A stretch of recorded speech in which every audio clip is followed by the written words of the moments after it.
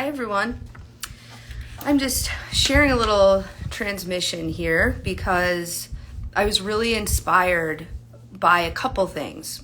So one is that I am teaching a class on the Akashic Records and how to basically like a little bit more about learning about them and learning how to facilitate with them and work with them and how to create liberation in your life with them.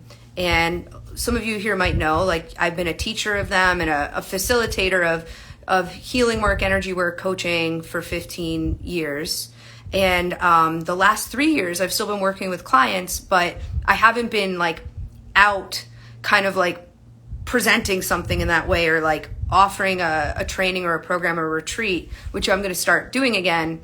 And so I've been really thinking about the fact that I'm proud of the work I created over the course of, like the 12 years I'd been doing it, and then took this pause externally, I guess, in terms of like teaching or launching a training right as my last Akashic Records group was ending was when my brother unexpectedly passed away. And then it turned out that I was really sick with mold poisoning. Like there was basically this whole kind of collapse period of time.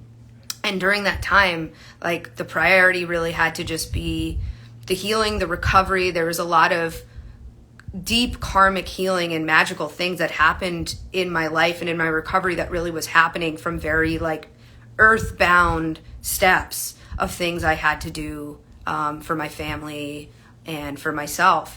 And so during that time, I was still working with people and loving that, but not kind of out there in the same way. And it also gave me some time to really digest and process how I felt about the healing and the personal growth industry. My brother had really been my partner on that path since we were college kids. And so our whole adult life we really didn't have any other adult life where we weren't part of that world. And so not having him there with me as like a partner on that path, like rocked me. And then my experience of this happening to him, even with everything we knew and we did and we tried, and he had a misdiagnosed heart condition and it's connected to other things. And I'm, not going to get into it in this moment, but just, it was a real like, holy shit, this can still happen moment for me. And so and also like it gave me some time to really digest and process how I felt about some of the teachers in my life, how I felt about some of the teachers and people in my brother's life, and my experience that there were some people involved in that time that were connected to him and to me, where they're some of the biggest names, they're some of the most transformative people in our world in a lot of ways. And like, I've really benefited and received from their lessons and from their teachings and from their broadcast in the world. And yet they were some of the people involved that had like the least compassion and really couldn't stop making like certain things about them and their own projections and fears. And that was like very shocking for me. And another sort of like, okay, like, hi to everyone who's here too, by the way. Good to see you, Natalie, Betty. So I needed some time, and there was just people in my life that were very in this world of the healing and the spirituality. And again, like some of the people who were most in this were like the least equipped to support me in this time. And so all of that was a rock to the system and a mind fuck. And I needed some time to really like think about that and digest that and process that and also begin to right now, that's why I've been thinking about it. Like, okay, like I know in real time when I work with people, the transformations I've gone through. Oh, it's good to see you too. I always still think about you and your business and when we would see each other doing that, doing like the different sort of things and, in Chicago. Yeah, so it was like, okay, in real time, things shift, and I've been able to kind of like share and offer with people with where I feel things and where things are now, but like how would I want to share teachings, like what has changed there. And obviously it's not just like me having this like experience, like the whole world obviously has been dismantled in the last 3 years in so many ways. There's been like so many illuminations about so many things. There's so much being exposed, so much being finally held accounted for, and in every way. And definitely that includes, right, like the healing world and the personal growth world and the spiritual guru world. It's been unprecedented. Come on. We all know it, right? Like super unprecedented. So obviously I've been going through like my own internal process about all of that and watching it also happen, of course, externally for people. And then last night I finally watched a couple episodes of the Teal Swan on Hulu thing. And I've known who Teal Swan was for the last like 10 years. And, you know, she's not someone I really am like, that's my teacher, but I know she's been really beneficial for a lot of people. I've definitely watched some of her videos. I definitely have seen information from her that was very, I thought was cool and beneficial and felt true. And then, I watched the episodes last night. I watched the second two, the episode 3 and 4, which basically are about Teal finally getting pushback. Teal finally being challenged in a way that she hasn't been challenged in a really long time by her students and by the wife of like the main person in her life that she's relied on him staying in her like business partner friend who she's relied on him staying in a very subservient role to her in order for her to feel safe in the world. And like he finally like kind of chose his own life in a new way.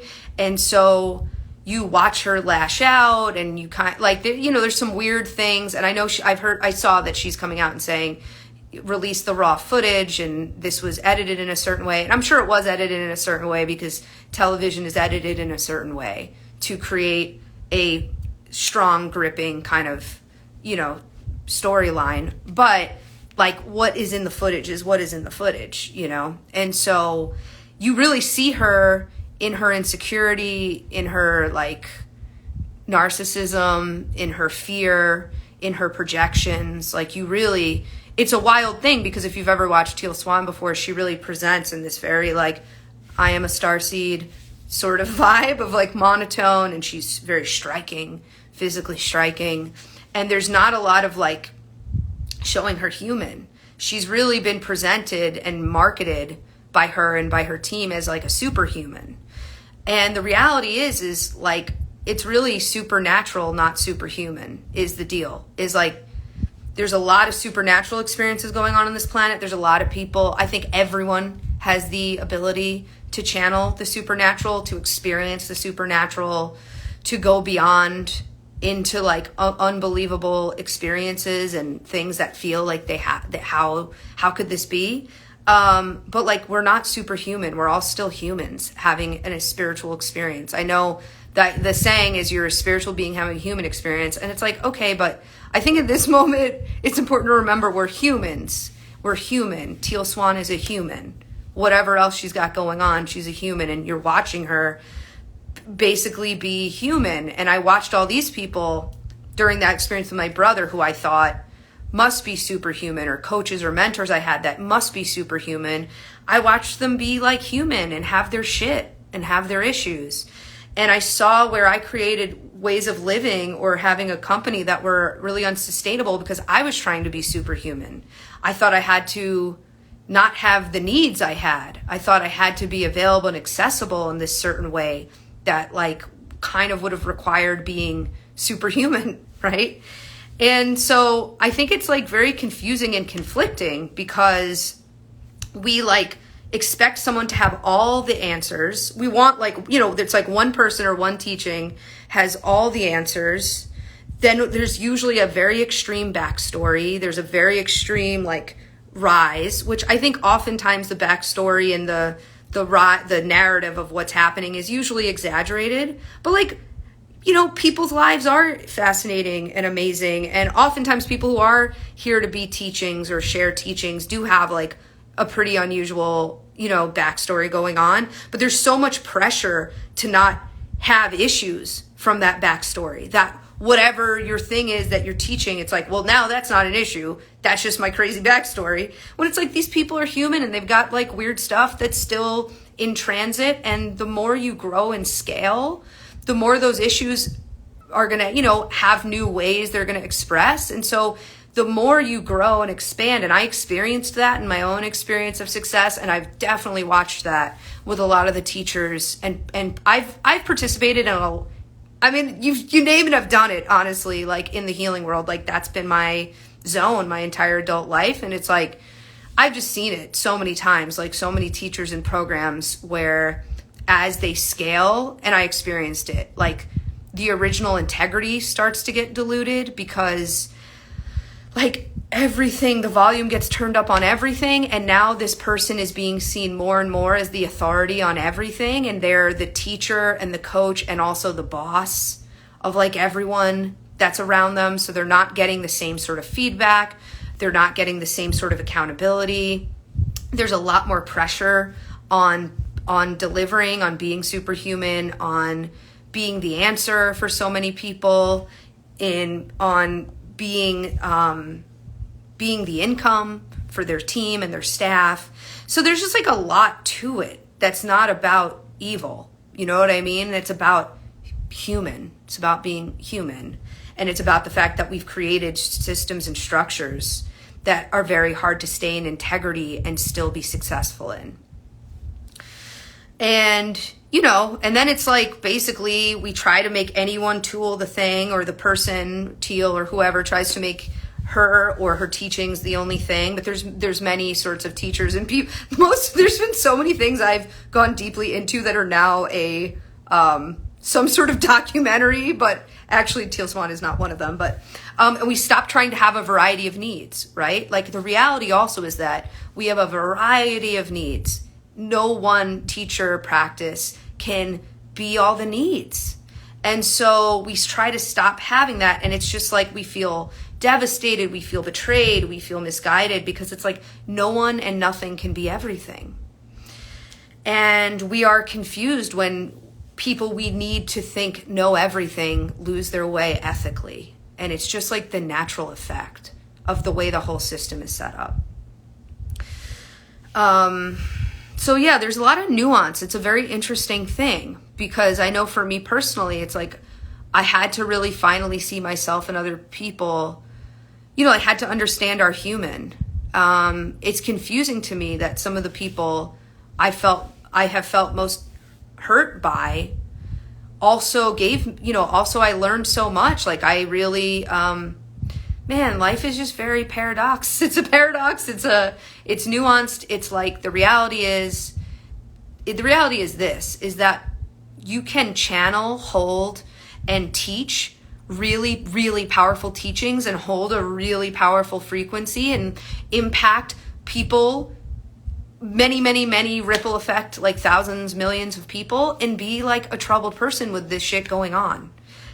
You do not have to be perfect and enlightened in a certain way to receive the download. Like we are designed as human beings to be open and to receive the messages and to receive that spirit part of ourselves to keep moving and transforming what's happening in the world here. You know what I mean? So it's like, that confused me. It was like, how can I be feeling this way about this coach or mentor or this teacher? Like, if they also look at how they're impacting so many people so powerfully, look at how important this understanding or this teaching has been in the development of my life. And it's like, well, because you don't, like, it's not like that. It's not like you only get to know the thing if you're like a great gal or guy or person, you know? It's like, no, that's part of the human experience, is like we're all receiving these downloads to keep moving things forward. And like it's also a nuance, because something I thought was really interesting in the episode I watched last night where the student is really challenging Teal, is that she's like, I don't want to live in agony I don't want to be in nonstop retreats and be in agony between retreats, which I thought was really interesting, because I definitely have observed that living in the personal growth world of people who are like, everything just becomes the next workshop or retreat. And then in between you're very down and you're depressed. And it's like, again, the nuance, because the reality is when you do healing work, there is a time of digestion and going down. And there is a time of a healing crisis where emotionally and physically you're going to go through some things. There's certain relationships to people and to environments you can't tolerate in the same way. Like, that is true. That is part of the healing. But also it can get really confusing when it's suddenly like nobody in your old life works. Nothing in your old life works. Like, everything has to be an extreme before and after.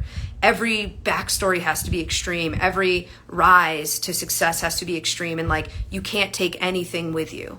Like, I feel like that's when we start getting lost but again, it's confusing because there's so much nuance to it, which is why we need to have dialogue and we need to have accountability. And it's very interesting because in these communities where there's one central person who's doesn't have any accountability for any of the behavior, and there's an explanation that they are superhuman in that community or in that whatever, and that's how it has to be.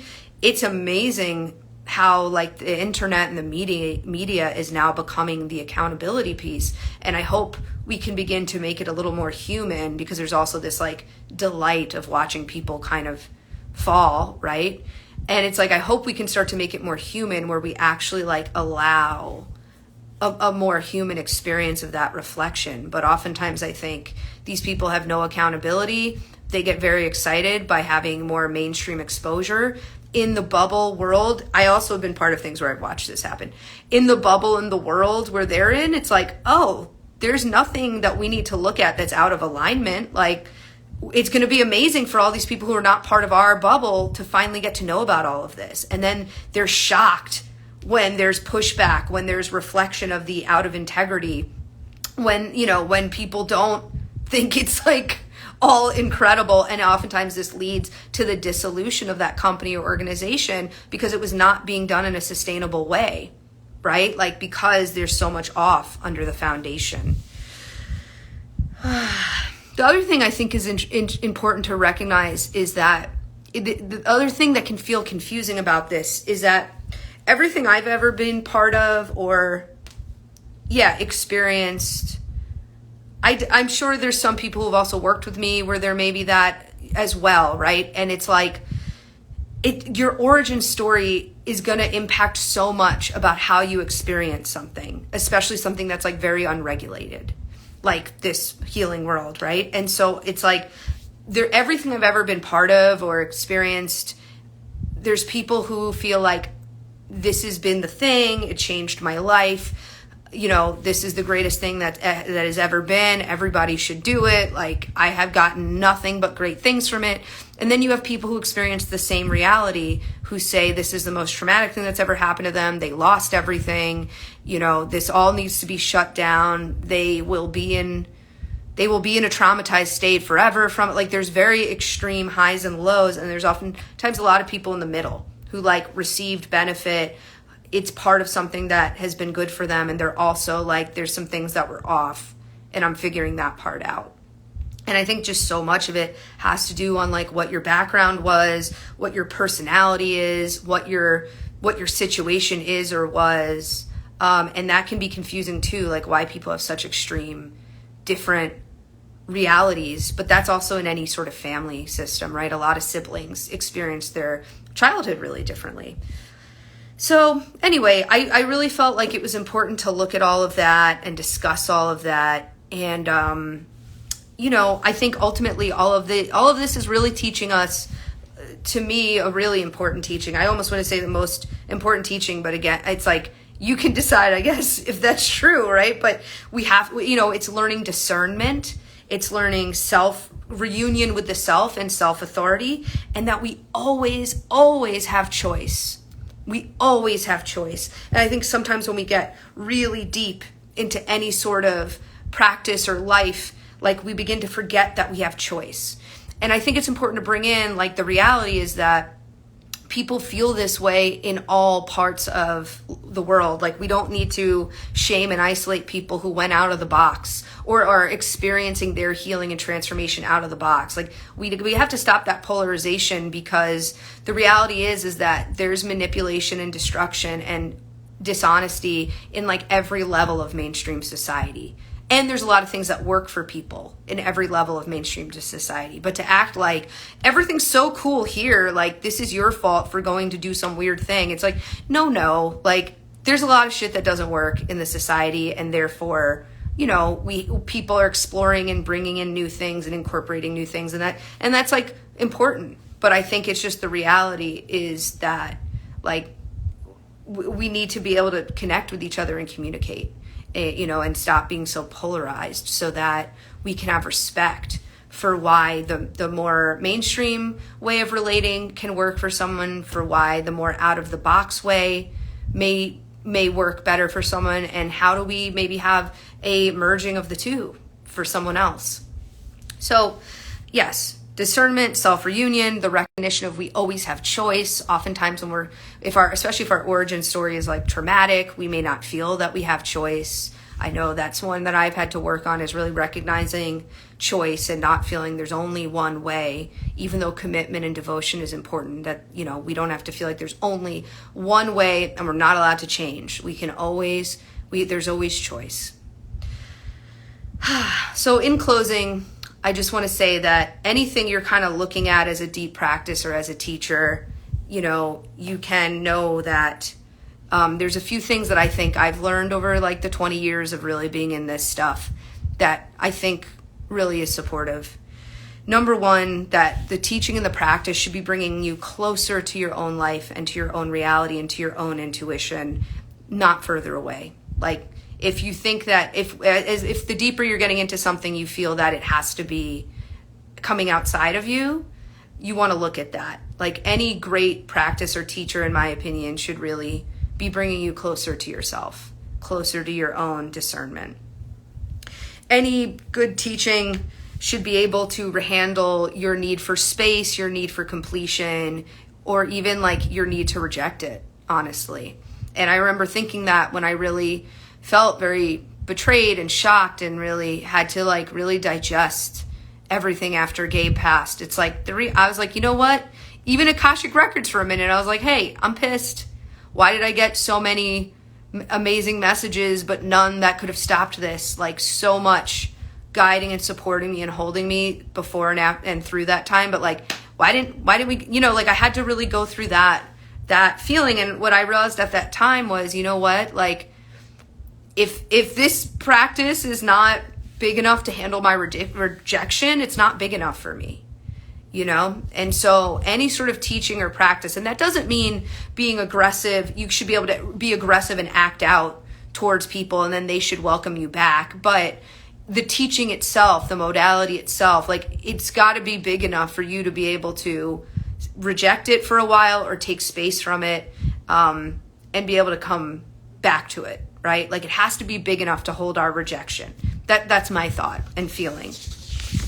And then I think also all great practices and teachings, like one of the discernment pieces for me as well is that it should recognize the variety of a lot of tools and a lot of needs, that there's physical, emotional, spiritual, creative, there's all different types of needs, and nothing has to encapsulate all of it and every piece of it. Like we're always going to have a variety of needs. And that was so powerful for me during my time of healing and recovery, of just like finally needing to get so many different ways of being supported on board, which I hadn't done in a lot of years. It was like more just my coach and, whoever I was doing business stuff with, and, or whatever sort of healing thing I was in. And suddenly it was like, I need a doctor, I need a therapist, I need, I need a protocol. I need, medications to get this mold out of my system. Like I needed to get, we need a variety of things. And I think a teaching and a practice should embrace that. Like that's a healthy sign, that a variety of pieces being part of your puzzle, that's something to like recognize is always true. And, and that you deserve to have your needs met in a variety of ways, and no one thing has to be superhuman. If we are talking about human teachers, I think it's important to see that these humans have people they are held accountable by, that they are supported by, that it is not just people where they are in the power position. And I also think if they are teachings, that we want to look at them and examine what holds up and what maybe needs to be shifted as we shift and evolve as human beings. So that's what's been on my mind. I'm glad to be able to share that with you.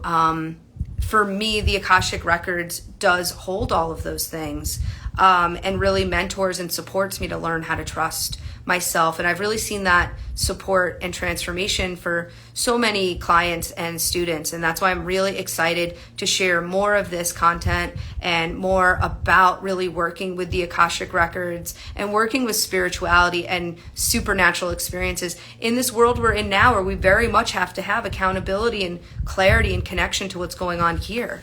And come into it with integrity. So I'd love to see you in the class on Tuesday the 28th. I'll have the link here. And I'd love to hear your thoughts and what has been coming up for you.